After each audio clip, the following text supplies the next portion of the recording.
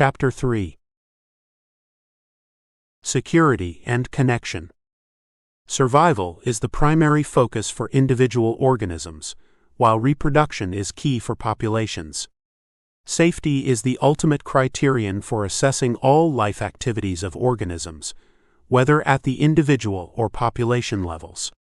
Organisms' sense of security ensures that both energy intake and lock-in are secure, supported by the sensory system to evaluate threats or safety. The sensory system, which processes sensory information, operates differently for external and internal threats. External receptors enable the former to evaluate external threats, whereas assessing threats from inside the body is achieved by expressing immune molecules. Advanced animals have other parts of the nervous system that can process sensory information to a complex level. Obviously, such processing enables more precise safety evaluations. Moreover, higher animals are connected not only for individual safety reasons, but also for other purposes including population safety, intrapopulation cooperation, courtship, and satisfaction of curiosity and interests. Individuals find it more challenging to connect with each other as the language and brain complexity grows. It requires more resources and means to ensure the richness and tightness of the connections meet. Working mechanisms for security. The feeling of safety in living organisms is partially innate and partially acquired through experience. Animals can discern threats from other animals based on genetically evolved instincts and prior experiences. The genes of a species can store relevant features of natural predators, like a particular sound frequency, color, or pheromone.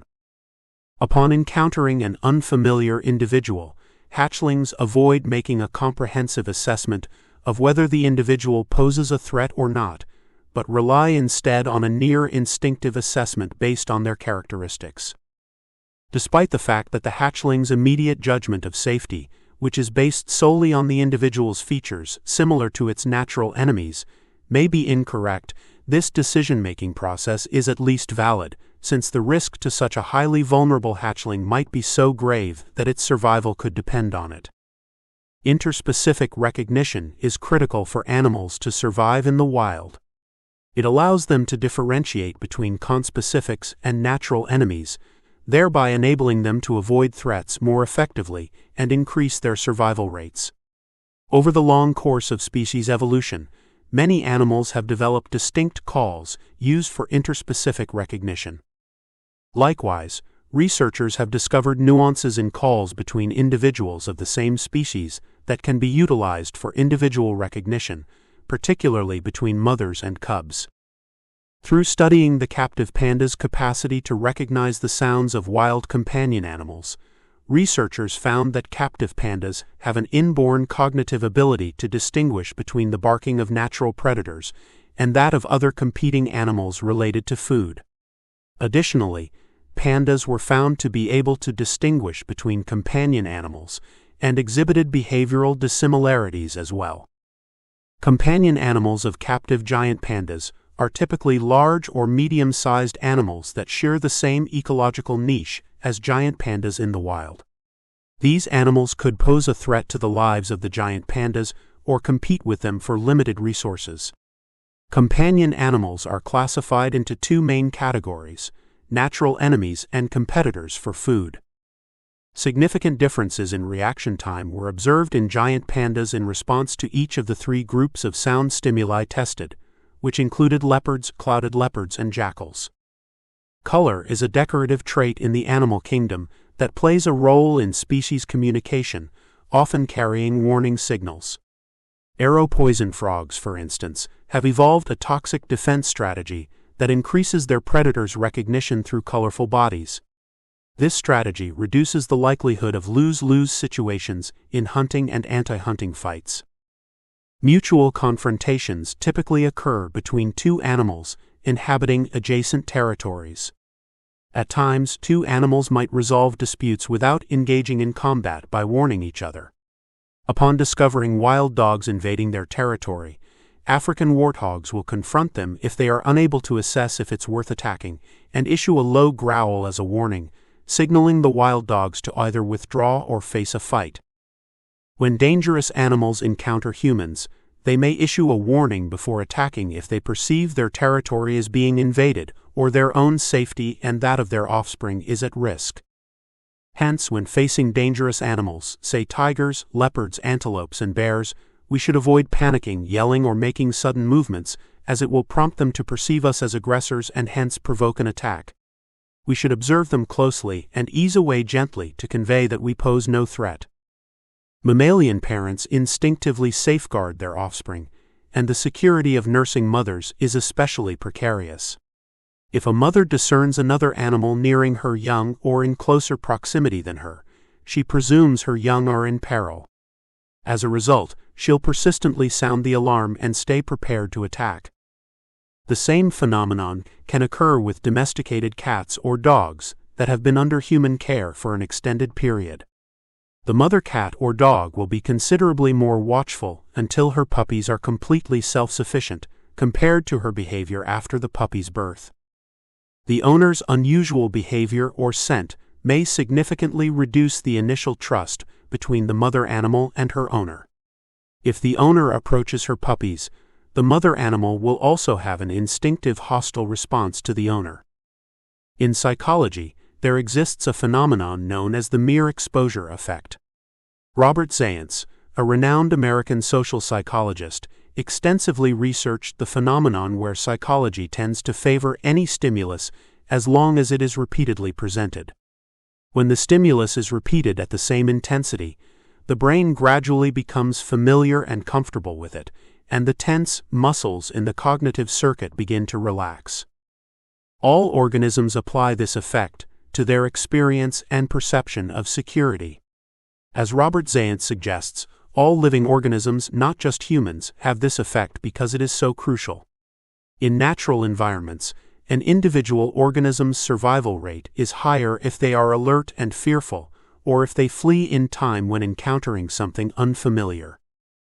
Individuals lacking vigilance and awareness of potential threats are likely to have lower survival rates and face difficulties in passing on their genes. Nevertheless, organisms benefit from gradually becoming less responsive to familiar stimuli. The mere contact effect occurs, provided that the recurring thing does not cause any significant harm.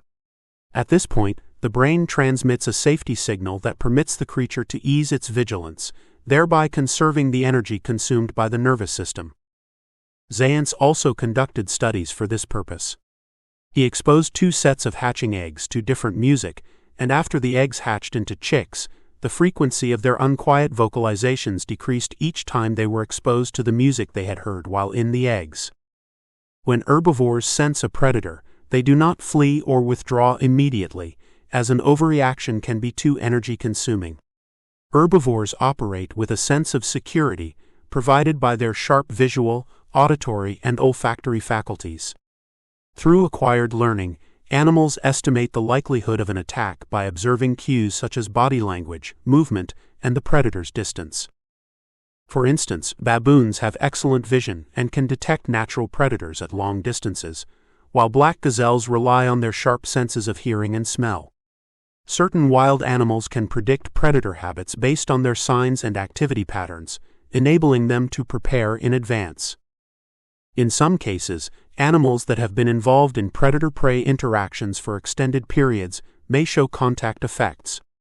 For instance, 2 populations of animals that have been sharing a land boundary for a prolonged period are already very well acquainted with each other. A truce between 2 groups may occur when food is abundant or when their predation and anti-predation skills are equivalent. At this point, the sense of security is up and vigilance is down. The ceasefire is evident in the formalized communication between the 2 sides, which may include relaxed and comfortable postures or cordial greetings at the border. In the case of a meeting between 2 groups at the border where there is no further hunting. As a result, the relationship between the 2 groups is further strengthened in terms of security and trust, and both groups may forage peacefully side by side in the overlapping boundary area. By living with animals over a period of time, many zoologists have developed a relationship of mutual trust. This relationship allows wild animals that we typically perceive as dangerous to become as close to individual relationships within a population, rather than being seen as threatening to one another. Mark and Delia Owens with lions and spotted hyenas, and Ian Douglas and Cynthia Moss with African elephants are some examples of such mutual trust relationships. These examples demonstrate that trust is the key to operate with a sense of security. While the communication methods between humans and animals may differ, it is still feasible to find solutions to resolve trust matters. To solve the problem of trust between individual organisms, it is essential to consider the following three premises. A. Sufficient information must be exchanged between the parties to establish a higher level of connection. B. One party cannot interfere with the other party's original connection to a third party, especially a blood-related connection. C. Neither party can impede the functioning of the other's receptors or disrupt the receipt of information by the other party. Trust instinct between organisms. Mammalian pups initially rely on their parents for a sense of safety. Pups have a natural inclination to remain close to their mothers because their well-being depends on the nourishment and protection they provide. Egg-laying or viviparous animals that need parental care and incubation, like birds, also rely on their mother for sustenance and safety of their offspring. Infants are mostly incapable of independent survival and depend on their mothers as a safe refuge, trusting them unconditionally. Cubs frequently seek comfort in cuddling their mother before they venture into their surroundings to learn vital survival skills. If faced with danger or frustration, the pups seek comfort from their mothers. The pups gradually develop an understanding of risk prevention and response, nurture basic trust, and remain vigilant of outside conspecifics. Pups that lack adequate security find themselves in a dilemma of anxiety where their vigilance outweighs trust. In the animal kingdom, it is not uncommon for pups to mistakenly identify their mothers. Examples of maternal identification can be heartwarming, such as a baby leopard choosing a chimpanzee as its mother, or a mother dog nursing two newborn piglets. These stories about cross-species bonding are the reward for the pup's trust. The pups are too weak to pose a threat to any other individual. When the pups of other species show complete trust in their interspecies mothers, the mothers naturally enjoy the feeling of being trusted by their offspring. For animals that live in groups, the connections to other members of the community are very important throughout life, either in terms of attachment to the community as a whole or to individual members of it. Similar to infants who require their mother's care, individual social animals rely on shared social behaviors like cooperation, division of labor, and socialization within the community to survive. Therefore, social animals require lifelong trust. Individuals strive for independence in most cases, but this may create some symbolic conflicts with other members of the community, such as food distribution, mating rights, and competition for connections. However, social animals' instinct and long-term benefits also drive them to attempt to mollify the negative impacts of conflicts. Following a symbolic conflict, both conflicting parties will eventually reconcile. There are more efficient ways to reconcile and strengthen trust among primates than other social animals. For instance, baboons tend to communicate affection upon meeting other family members by remaining in proximity to one another, making direct eye contact and engaging in physical contact, such as touching, patting, or hugging. Baboons often perform this greeting dozens or even hundreds of times throughout the day, and even more frequently with their mates. Humans also build trust through verbal and physical greetings, such as making eye contact, waving, shaking hands, high-fiving, and tapping each other on the shoulder. Psychological studies indicate that hugging and touching have positive effects on mental health, and individuals who regularly engage in physical touch tend to trust others more easily than those who do not. Physical contact is a relatively advanced form of connection, which involves more receptors working simultaneously to receive more information from one another, resulting in an instinctual increase in trust. In addition, when individuals engage in physical contact, it indicates that at least one party has abandoned hostility or lowered their guard, which signals a desire to build trust. This willingness and gesture of connection then establishes the necessary conditions for additional connection between the parties. In situations involving language barriers, establishing a trusting relationship between two individuals typically has 4 stages. It starts with the individuals making eye contact or looking at each other. Making eye contact is considered the gateway to establishing trust, and it generally doesn't take long to foster this exchange of trusting information.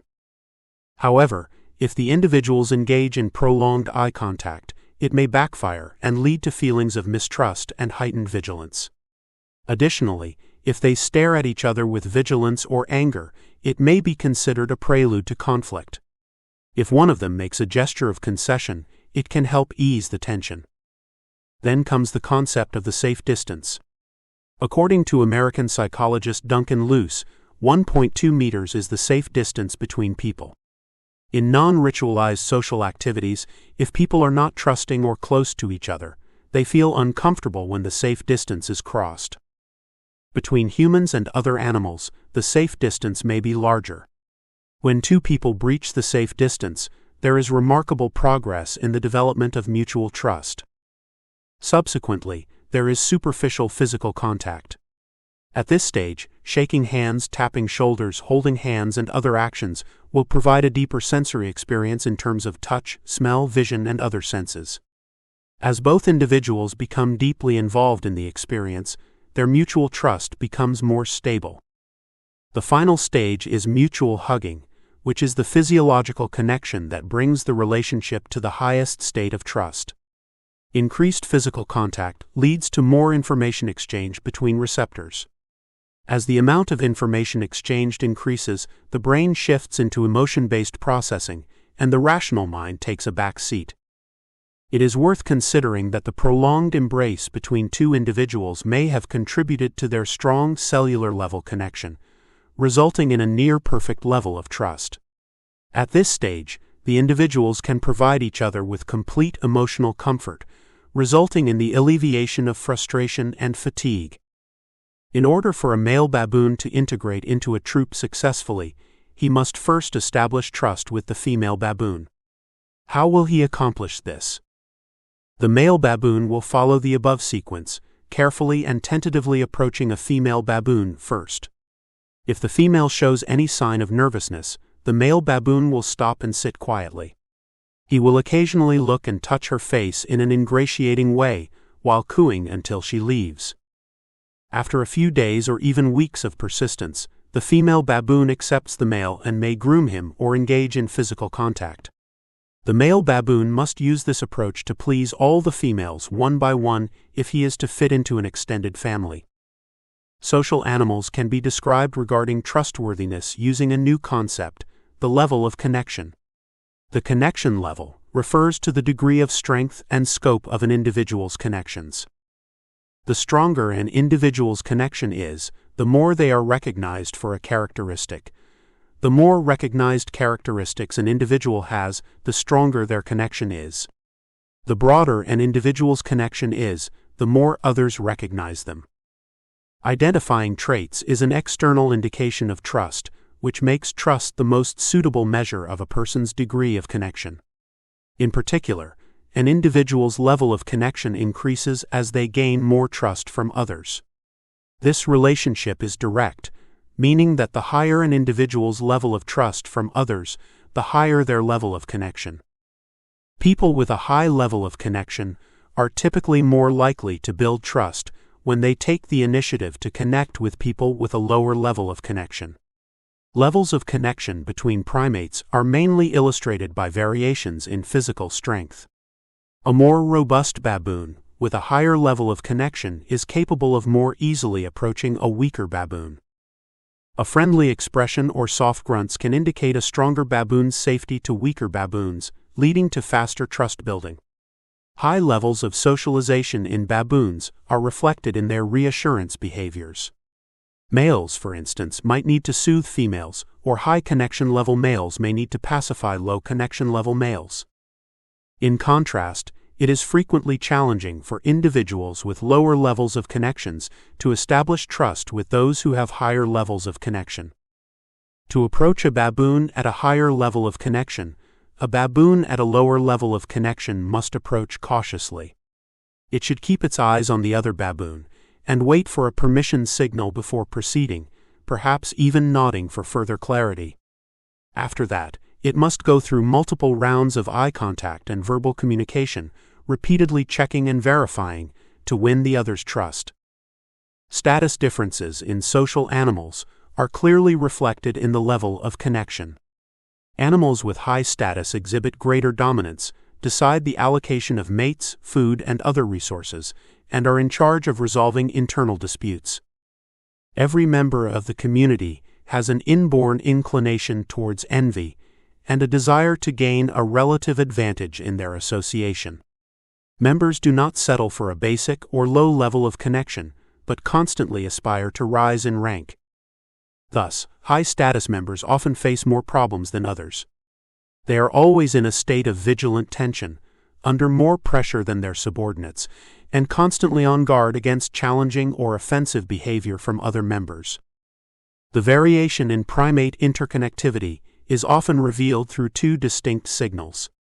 The first signal is non-mutual gazes, while the second one, known as a price signal, is used to demand compliance.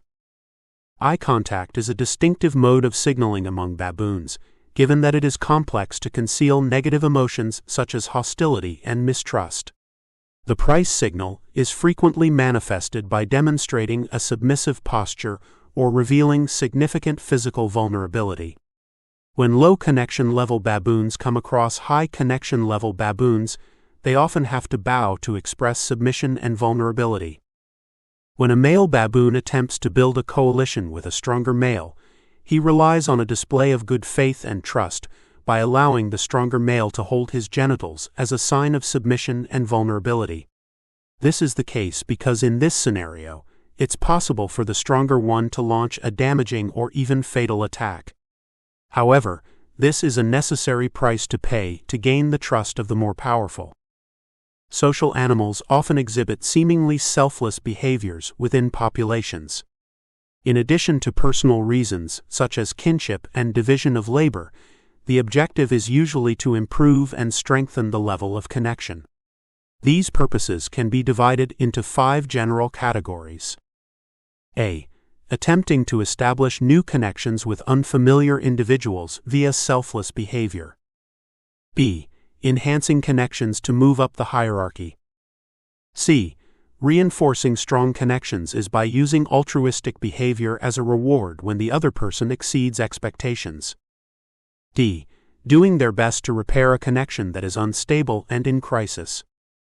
E.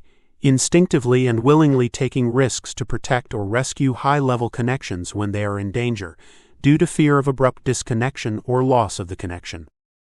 Social security and trust relationships between different populations of social animals tend to be complex. Social animals usually survive and reproduce independently in their territories, although they do not always get along in all situations. If a crisis of trust occurs between populations, the conflict goes beyond a simple individual security issue to a long-term conflict based on population security. Similar to wolves and chimpanzees, social animals are part of a gathering dividing social system where populations continuously come in, move out, regroup, or separate. Due to the decline of trust relationships, packs or troops tend to exhibit more warfare than collaboration and more annexation than separation.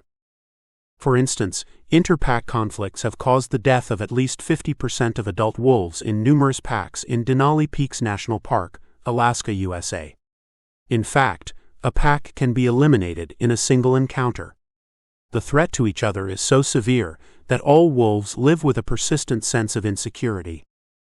Similarly, to wolves and chimpanzees, humans are social animals characterized by gather-dividing behavior patterns. Nevertheless, the innate trust instincts of humans have been replaced by new trust mechanisms, such as abstract concepts, totems, and institutions, due to the high complexity of human language and thought. The prisoner's dilemma, a classic game theory example, illustrates that the best individual decision is not the best for the group as a whole. It also demonstrates that making individual decisions rationally may lead to irrational outcomes for the group. The model of the dilemma doesn't suggest any divergence between altruistic and selfish behavior in human groups, yet it overlooks the crucial role of the trust instinct that's central to the game. Neglecting the identification, analysis, and assessment of trust relationships and their dependability would render game theory irrational and impractical. As human civilization developed, the means to secure and connect have been gradually overlooked and forgotten over time. Humans tend to focus more on the notable accomplishments of civilization. The magnificence of civilization can deceive the human mind, leading some individuals to misunderstand the relationship between the self and the group and even lose their innate qualities.